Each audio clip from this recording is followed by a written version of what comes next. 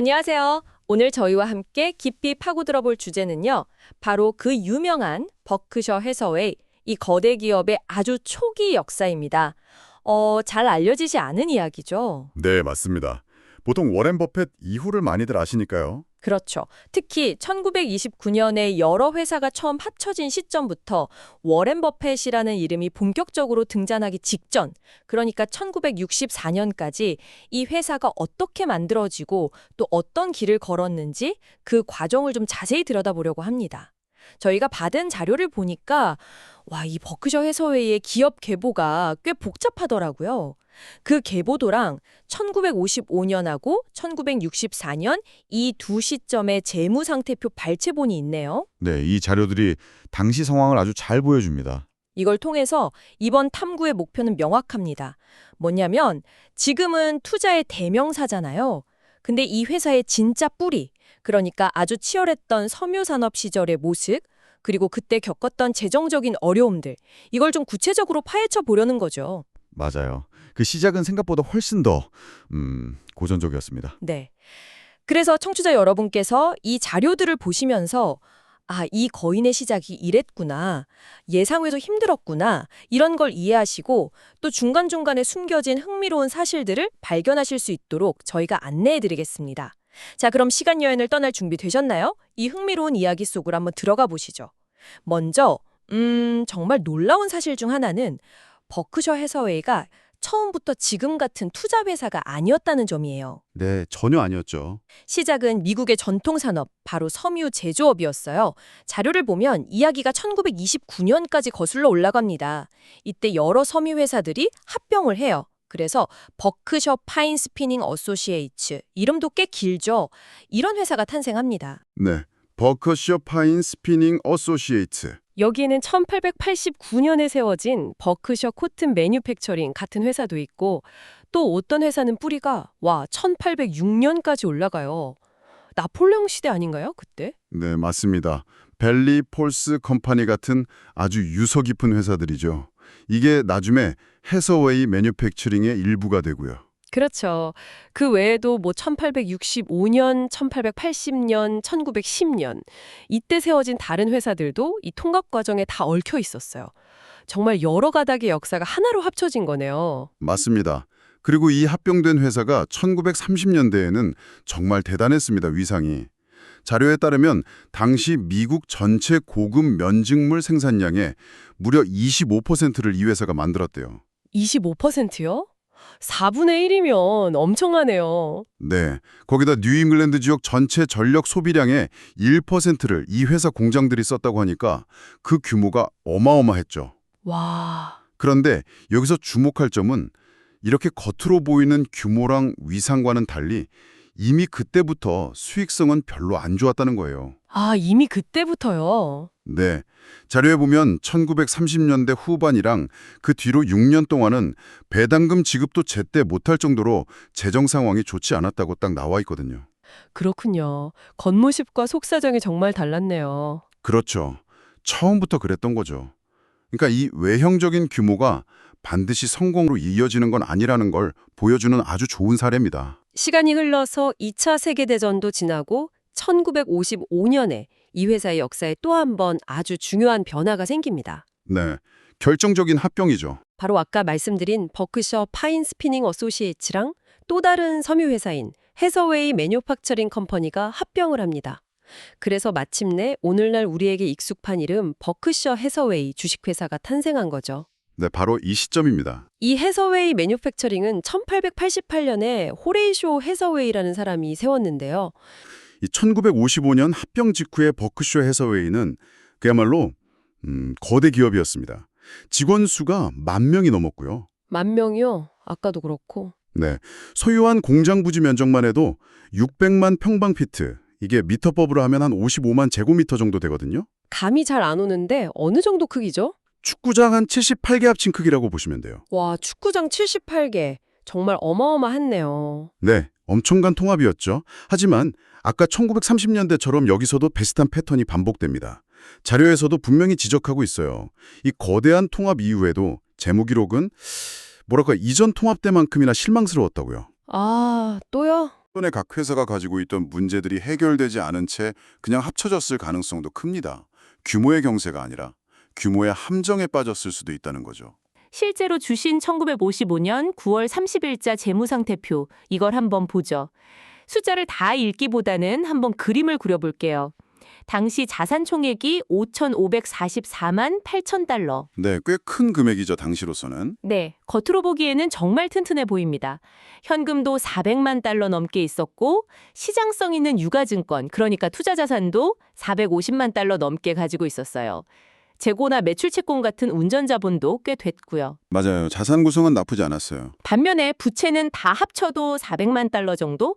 총 자산에 비하면 아주 적은 수준이었죠. 네, 부채 비율이 낮았죠. 그래서 주주들의 몫인 주주 지분이 5,140만 달러로 자산의 대부분이었어요. 이때 발행된 주식 수가 약 230만 주였고 한 주당 장부가는 22달러 40센트였습니다. 네, 주당 22.40달러. 이 숫자들만 보면 부채 적고 자본 튼튼하고 아주 건실한 회사처럼 보일 수 있습니다. 이게 1955년의 모습이에요. 겉보기엔 괜찮아 보이는데. 하지만 그 다음 자료가 네, 바로 그 다음 자료, 9년 뒤인 1964년 재무상태표는 어떤 이야기를 들려주나요? 정말 극적으로 변했다면서요. 네, 1964년 10월 3일자 재무상태표는 정말 충격적인 변화를 보여줍니다. 불과 9년 만에 회사의 총 자산이 아까 5,545만 달러였잖아요. 이게 2,788만 7천 달러로 줄었어요. 잠깐만요. 거의 반토막인데요. 네, 정확히는 49.7% 수준으로 쪼그라든 겁니다. 절반 이하로 줄어든 거죠. 와. 특히 기업 운용에 가장 중요한 현금성 자산 있잖아요. 네. 이게 1955년에 417만 달러였는데 1964년에는 92만 달러로 뚝 떨어졌어요. 400만에서 100만도 안 되게요. 네, 4분의 1도 안 남은 수준이죠. 이건 뭐 회사의 단기 지급 능력, 즉 유동성에 아주 심각한 문제가 생겼다는 명백한 신호입니다. 당장 돈 맡기가 어려울 수 있다는 뜻이에요. 현금이 마른다는 게 좀 더 무서운 거군요. 그렇죠. 그리고 또 순유형 자산, 그러니까 공장이나 기계 설비처럼 회사가 돈 버는 데 쓰는 핵심 고정 자산의 장부 가치 역시 1,665만 달러에서 757만 달러로 이것도 반토막 이상 났습니다. 자산이 반토막 났다니 정말 충격적이네요. 특히 현금 부유액 변화를 보면 당시 회사가 얼마나 좀 절박했는지 느껴지는 것 같아요. 근데 방금 말씀하신 그 순유형 자산 감소는 구체적으로 어떤 의미인가요? 그냥 기계가 낡아서 가치가 떨어진 건가요? 아니면 더 심각한 건가요? 좋은 질문입니다. 물론 감가상각 때문에 자연적으로 가치가 떨어지는 부분도 있겠죠. 하지만 이 정도 규모의 감소는 단순히 낡아서 그런 것보다는 훨씬 더 구조적인 문제를 보여줘요. 구조적인 문제요? 네. 예를 들어서 수익 안 나는 공장을 폐쇄한다거나 아니면 안 돌리는 기계 설비를 그냥 헐값에 팔아버리는 거죠.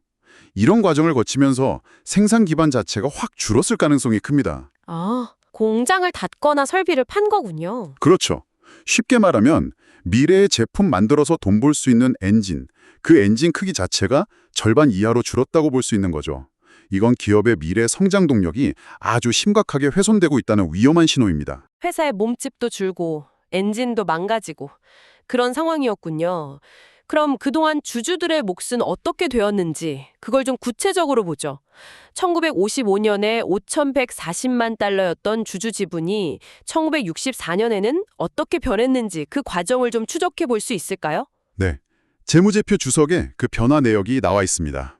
자, 1955년 9월 30일 기준 주주 지분 5,140만 달러에서 시작해요. 여기에 뭐 자본거래 등으로 자본잉여금이 조금 늘긴 했어요. 한 88만 달러 정도. 네, 약간 늘었네요. 하지만 결정적으로 1956년부터 1964년까지 이 9년 동안 회사가 기록한 누적 손실이 무려 1,013만 8천 달러에 달했습니다. 1,000만 달러 넘게 손실을 봤다고요? 9년 동안? 네, 연평균 100만 달러 이상 계속 적자를 낸 셈이죠. 그런데 더 놀라운 건요. 이렇게 계속 손실을 보는데도 같은 기간 동안 주주들한테 배당금을 꼬박꼬박 줬다는 거예요. 그 총액이 692만 9천 달러였습니다. 잠깐만요. 적자인데 배당을요? 그게 가능한가요? 네, 저도 그게 참 의아한 부분입니다. 적자를 내면서 미래에 써야 할 돈으로 배당을 준 거죠. 그리고 마지막으로 회사는 이 기간 동안 무려 1,308만 2천 달러라는 거금을 들여서 자사주, 그러니까 자기 회사 주식을 시장에서 다시 사들였습니다. 와, 잠깐만요. 정리가 잘 안 되는데 9년 동안 1,000만 달러 넘게 손해보고 있었는데 700만 달러 가까이 배당도 주고 거기다 1,300만 달러 넘게 자사주까지 샀다고요. 네, 맞습니다. 이건 좀 상식적으로 이해가 잘 안 되는데요. 적자 나는 회사가 현금을 그렇게 막 써도 되는 건가요? 그리고 보통 자사주 매입은 회사가 돈 잘 벌 때 주주 가치 높이려고 하는 거 아닌가요? 왜 상황이 안 좋을 때 이렇게 큰 돈을 자사주 매입에 썼을까요? 아주 예리한 지적이십니다. 네, 상식적으로는 이해하기 어려운 결정들이죠.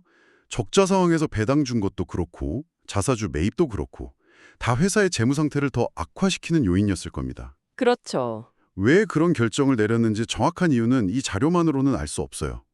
하지만 몇 가지 추측은 해볼 수 있습니다. 예를 들면 주가 하락을 어떻게든 막아보려고 그랬을 수도 있고요.